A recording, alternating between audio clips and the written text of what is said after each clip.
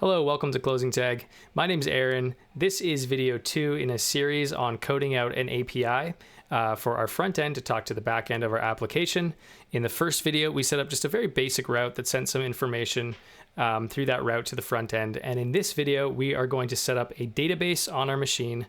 It's going to be MongoDB, a non-relational database, and we'll use Mongoose in Node.js, a package there for utilizing that database and acting as an interface for us to interact with that database. We will have some structured data then that we can send through structured routes, which is a very important part of coding an API. So let's get into it. First, by setting up the Mongo database. So we're here within our project. This is the project from last video with just a front end and a back end. You can grab this from my GitHub. It's linked in the description of the video. Jump over to the branch for this particular episode, which should be API tutorial video 2, I believe. And then you can just follow along. It'll be in the same state that we are at here currently, and you can code along with us. We're going to jump over to MongoDB's website. If you don't have Mongo on your machine, the Mongo database, you'll have to download it here. I just grabbed the Windows version with the MSI to install it. You can do what suits for your machine. And then we're also going to grab the MongoDB shell at mongodb.com, download shell, and make sure you grab the version that fits your platform as well. And then once those are installed, the next piece we're going to do is just set up a folder for our database and our database logs to live in. So I've come here to users on my machine, Aaron, and I'm going to make a new folder and call it MongoDB, like this. Within MongoDB, I'm going to have a folder for the data, just called data. And within that folder, I'm going to include a database folder, so DB. And then at this level here, under MongoDB, I'm going to include a logs folder, and within logs we're going to make a file for Mongo to spit some logs to. So for me, I'm going to open up a new terminal to create a file, and this is PowerShell, so the way to create a new file is new item, and the name of that file, which should be capitalized, and the name of that file is going to be mongod, and we will put log. And then I'm going to do item type as file. And that creates the file you can see right there. We will close the PowerShell terminal, and then we have our log. And what we can do is check that that's running. Before we do, let's head over to our backend quickly.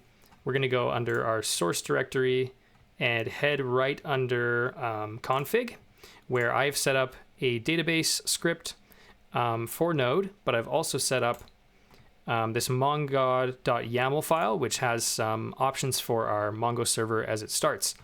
So this is what's going to be used when the server started up.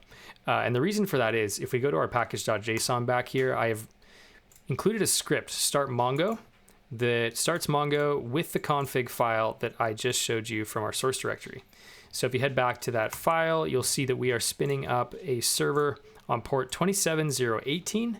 That is just one digit off of the default port that Mongo starts on, and then we are using that path that we just created within users, and you can grab that path, by the way, just by selecting here and copying the address from your address bar if you're using Windows.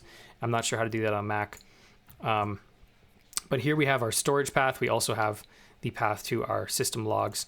So those settings are ready to go, and the way we can test that out, we're going to open up, for me, just a PowerShell here in the backend. Make sure you change directories to the backend, and then you can run your npm run start Mongo is the script, as I've called it, and that should set up MongoDB at that route on that port. And we should be able to use now that shell that we downloaded and installed, Mongosh, and supply it a config, I believe, like so. And the config file can just be, sorry, not a config. We want a port. So let's do port 27018 and see if that runs. This looks good to me. I believe you can see that we are using 27018, the version of MongoDB and Mongosh. And if we go ahead and show our databases here, with the show dbs command, we just have our basic starter databases. If we look in those folders that we created, we should now see that there's actually some initialized database files within that folder for our database. There's also going to be some logs in this log file, which you could see if you open this up in VS Code. So we are ready to go. We're ready to create our database. Here we have the default test database from Mongo. We're not going to use that one, so we'll use the command use and then API tutorial. And what this does is it creates that API tutorial database and switches us over to it. And then what we're going to do is add some data to this database. I'm just going to do it through the Mongo shell here instead of what you might see in a real world application, which would be through a form on a front end or something to that effect. The reason I'm doing it this way is the tutorial here is more so focused on building out the structured route, the API route from our backend with the data that already exists. So I've already written out the data I'm going to be putting in here, and the data we're going to be working with is GitHub repos. So to begin with, it's going to look like this. So we're going to put into a table called repos in this database. It's just data that has a title, has a URL, a corresponding URL, and that's the title of the GitHub repo as well as the link to that repo. And this is what it looks like. We do db.repos.insert many, so we can insert many of these JSON-like objects within an array. And there are 3 of them here. There's this guy. That's just my API tutorial repo. This is a mining game repo. This is the closing tag website. And I will punch these in with a semicolon at the end. And acknowledgement happens here. So this data did make its way in. Each of these got an ID.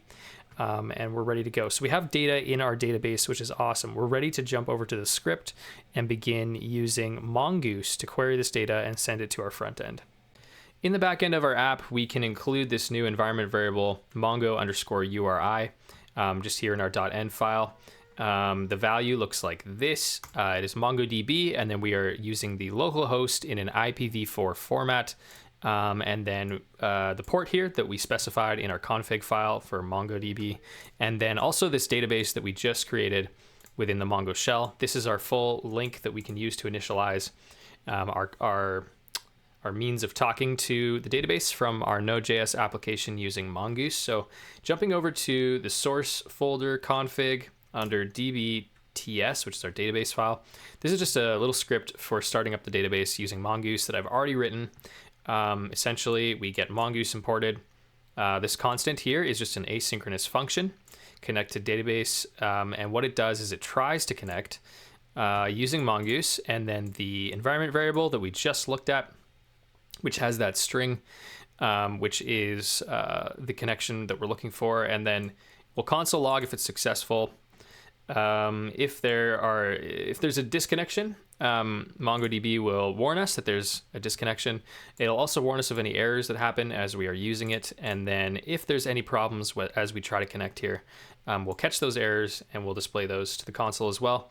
We're exporting that default constant. So in our app, we can import that we'll do that after the environment variables are configured here. So alongside Express, or maybe even after Express, we'll just import connect db from, and we'll go to the config file and the database, and then we'll initialize that just here, initialize Mongo with connect db, and remember that it's a function, so we will run that function. We'll save this, and in our terminal in the backend, if we start up our server now with npm run dev, we should see that this connects as long as we have our database also running in another terminal. And you can see here, we're good to go. Localhost 5000, MongoDB is connected at the localhost. So in this video, we've set up MongoDB on our machine, as well as the Mongo shell so that we could initialize some databases with some data. We also went through our code and just made sure we could connect to that database once it was up and running. And we threw some data in so that we could be prepared to build our API route. Next video, we will jump into that. Thanks for watching.